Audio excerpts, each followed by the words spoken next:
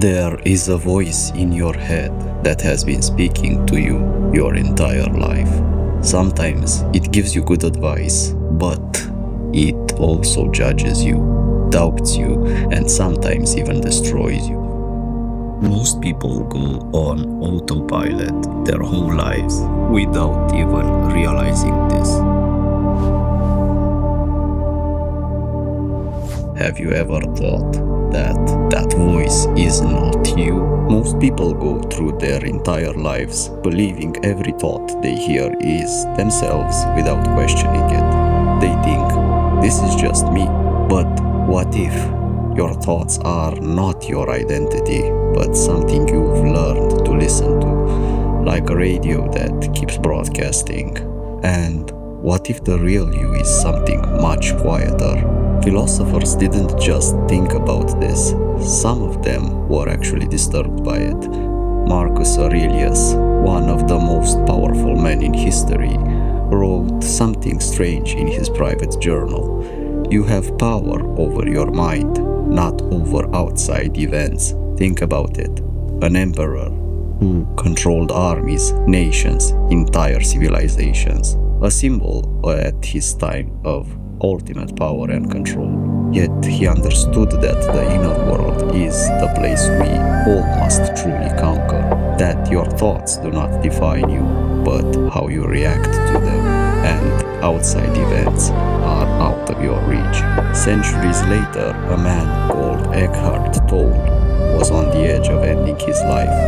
His mind wouldn't stop, thoughts looping, endlessly attacking him, until one night he had a simple realization. I cannot live with myself anymore. And suddenly something broke, or maybe something awakened, because he saw the contradiction.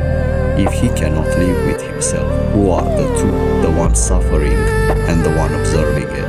That's when it becomes unsettling, because it means there are two of you, the voice and the one hearing it, the chaos and the awareness behind it. And if you can hear your thoughts, then they cannot be you. So the question is no longer what am I thinking, but who is the one listening? Modern psychology gives us a disturbing answer. Your mind is a prediction machine. It builds patterns from past experiences, trauma, social conditioning, and then it repeats them again and again. That voice in your head, it's not the truth, it's programming. A survival mechanism trying to protect you, even when there's nothing to protect you from. That's why it overthinks, and some of us tend to do that way too much. That's why it creates fear, doubt, imaginary scenarios.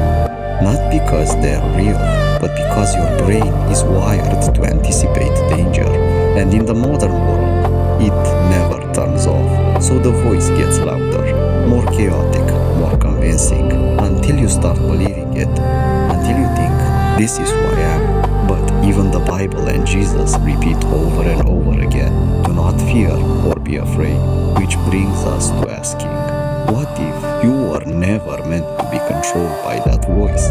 Across spiritual traditions, there's a recurring idea that your true self is not the mind, but the awareness behind it, the silent presence that observes everything without judgment. Some call it consciousness, others call it the soul, and some call it divine. Because when the noise of the mind fades, something else remains, still, clear, unshaken, and in that silence you realize something profound. You are not your thoughts.